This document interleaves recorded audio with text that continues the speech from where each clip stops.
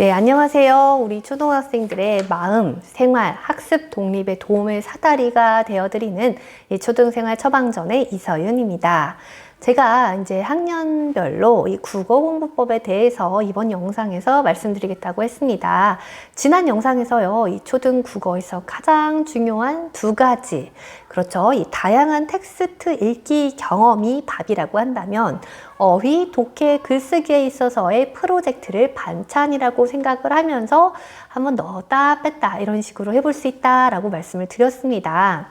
그러면 이 프로젝트에서 어떤 거를 넣었다 뺐다 할지 고민이 되신다면 이 오늘 영상, 이 학습편의 그 학년별로 어떻게 이제 국어의 학습을 좀 할 것인지를 생각을 해 보신다면 좀 더 수월하실 거예요. 어떤 걸 넣었다 뺐다 할지 결정을 하실 때요.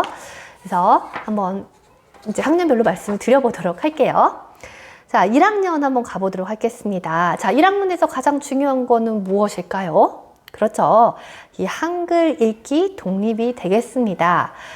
이 초등학교에 입학을 할 때에 당연히 이제 읽기의 수준은 다 달라요. 어떤 아이들은 좀 긴 책도 스스로 혼자서 읽을 수 있는 수준으로 입학을 하는 친구들도 있고, 어떤 아이들은 이 한글조차 다 모르고 있는 상태에서 입학을 하고 있는 친구들도 있죠. 하지만 이 1학년 교육과정은요, 이 한글을 처음부터 배운다라는 것이거든요. 그래서 이제 1학년 1년 내내 이 한글의 읽기 독립을 하는 게 목표입니다. 그 다음에 이 짧은 문장을 쓸 수 있는 것입니다. 그래서 1학기 때는 그림 읽기 쓰기가 나오고 2학기 때는 이 줄 읽기 쓰기가 나오는데, 어쨌든 1학년 때는 한글 읽기를 좀 자연스럽게 하고 이 짧은 문장으로 내 생각을 쓸 수 있다. 그리고 아이들이 뭔가 내가 이렇게 쓸 때에 필요성을 느끼면서 실질적으로 와닿는 그런 글쓰기가 편지 쓰기죠. 간단하게 친구에게 내가 하고 싶은 말을 쓴다거나, 뭔가 부모님께 쓴다거나, 선생님한테 쓴다거나, 이런 식으로 좀 편지를 또 써보면서 내가 문장 쓰기를 간단하게 연습을 해볼 수가 있겠죠. 또 이 받아쓰기라는 거, 그런 것들을 또 활용을 해보셨으면 좋겠어요.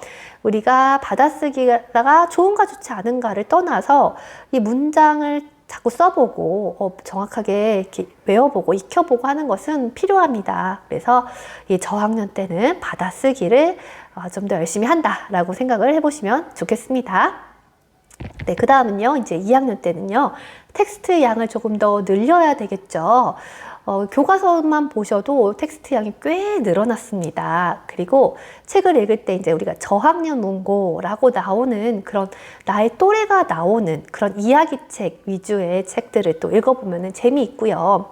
그런 책들을 읽었다라고 한다면 이제는 조금 더 지식 정보가 있는 책들을 도전해봐도 좋습니다. 그러니까 너무 많은 지식 정보라기보다는 이야기책 외에 내가 이 책을 통해서 새로 알게 되는 것들이 더 많은 내용들을 한번 또 도전을 해보시는 거예요. 네, 그리고 이건 저학년 때, 뭐 1학년도, 2학년도 다 마찬가지지만은 이 말놀이 같은 거 있죠. 끝말잇기라든지 우리가 리리리자로 끝나는 말은 뭐 이렇게 어떤 말로 끝나는 거, 또 어떤 단어로 시작하는 거, 이런 말놀이들을 해보시면서 계속 어휘력을 늘려나가셨으면 좋겠고요. 그 다음에 이제 읽기 쓰기는 2학년 때 조금 더 잘 해본다 라고 생각을 하셨으면 좋겠어요. 맞춤법이라는 거. 자, 1학년 때 같은 경우에는 내가 내 생각을 좀 써보기만 해도 기특했다면 2학년 때는 조금 더 맞춤법을 맞춰보는 것입니다. 네, 그 다음 3학년이 되었습니다. 3학년 때는 독서 분학이다. 그러니까 사회, 과학 등 여러 가지 과목들이 새로 나오기 때문에 이 배경 지식이 더 많은 친구들이 더 유리하고, 그렇기 때문에 독서를 더 많이 해야 되기도 하지만, 또 이 텍스트의 양들이 굉장히 늘어나면서 이 책을 좋아하는 친구와 그렇지 않은 친구들, 학습 만화만 보는 친구와 그렇지 않은 친구들로 조금 나뉠 수 있다라는 것입니다. 그래서 이때는 글밥 있는 책으로 넘어가 보도록 하세요. 그게 이제 판타지 종류의 그런 책도 좋으니까 제가 그 전에 이 구독자분들이 좋아하는 책 100권, 50권 이런 영상들 올렸었잖아요. 그거 말고도 이제 아이들이 좋아하는 너덜너덜한 책들 있죠. 네, 그런 책들도 좋으니까 어쨌든 글이 좀 많은 책으로 넘어가야 된다라는 것입니다. 그리고 이제 우리가 일기를 통해서 내 생각을 채웠다면 이번에는 내가 책을 읽는 것을 통해서 내 생각을 채워보는 거예요. 독서록을 또 써보는 것이죠. 그리고 국어사전 찾기가 학교에서 나오잖아요. 국어사전을 집에 구비해 두시고, 네, 연세, 동화, 국어사전 이런 거 있죠. 구비해 두시고 한번 읽어보면서 찾아보는 거예요. 모르는 단어가 나왔을 때에. 그러면 선생님 꼭 종이로 찾아야 되느냐? 네, 물론 인터넷으로 찾을 수도 있습니다. 하지만 또 종이로 찾아보면서 앞뒤에 있는 단어도 보고 유의어, 반의어 다 같이 한번 보고 이런 것들이 나의 이 머릿속, 이 어휘망들을 조금 넓히는 작업들이다 라고 생각을 하시면 되겠습니다. 네, 그 다음에 이제 4학년이에요. 4학년은 본격적인 독해 연습을 하는 4학년이다 라고 생각을 하시면 되겠습니다. 3학년 때에 문단의 개념을 배웠어요. 그러니까 4학년 때는 이 문단의 개념을 조금 더 적용해서 내가 글을 읽어보는 것입니다. 그래서 다양한 텍스트들을 읽어보세요. 신문도 한번 읽어보고요. 잡지도 한번 읽어보고요. 그리고 이 신문이라든지 교과서의 지문이라든지 혹은 독해 문제집에 잘 정제된 지문이라든지 이런 것들을 문단을 나눠서 중요한 문장들을 찾아보는 것. 그래서 중심 내용들을 요약해보는 작업들을 좀 해보시면 도움이 될 수 있습니다. 네, 그 다음에 이제 이 4학년 때 조금 더 쓸 수 있는 글이라고 생각을 한다면 제안하는 글인데요. 이제 교육과정상에 나오는 글이기도 하고요. 이거를 조금 심각하게 생각을 하시지 마시고 예를 들면 뭐 환경오염에 대한 글을 읽었습니다. 그러면 거기에서 내 생각을 조금 더 덧붙이는 정도로 제안하는 글을 생각을 해보는 거죠. 그러니까 우리가 일기 쓰기는 나의 경험만으로 이 글을 채웠다. 독서록이라는 것은 내가 책을 읽고 나서 채웠다. 그러면 이 제안하는 글이라는 것은 조금 더 비판적인 읽기의 의미가 들어가 있는 거죠. 이거를 읽고 내 생각은 이런데 문제 해결은 이렇게 했으면 좋겠다. 이런 것들에 대한 대화가 또 있으면 좋겠죠. 그러니까 이게 시선이 약간 사회적으로 조금 넓혀간다라고 생각을 하시면 되겠습니다. 자, 이제 5학년이 되었습니다. 5학년은 내 생각을 정리하는 5학년입니다. 4학년 때 독해 훈련을 하면서 남의 생각을 조금 머릿속에다 정리하는 걸 익혔다면 이제 내 생각을 정리를 하는 거예요. 자, 그래서 내가 이제 어떤 글을 읽었어요. 그러면 거기에다가 나의 경험, 내가 조사한 자료, 내가 읽은 책, 문구 이런 것들을 넣어서 버무려서 내 생각을 말을 하는 것이죠. 그래서 이제 이때 토의하기, 토론하기 이런 것들이 교과서에도 나와 있습니다. 그전에는 내 생각보다는 남의 생각을 어떻게 받아들이느냐 이거였다면 이제 내 생각을 조금 더 말을 하는데 그것도 그냥 말하는 게 아니라 자료도 덧붙이고 내가 읽은 책도 덧붙이고 인용하고 하면서 도의도 하고 토론도 하는 작업으로 늘어나는 거예요.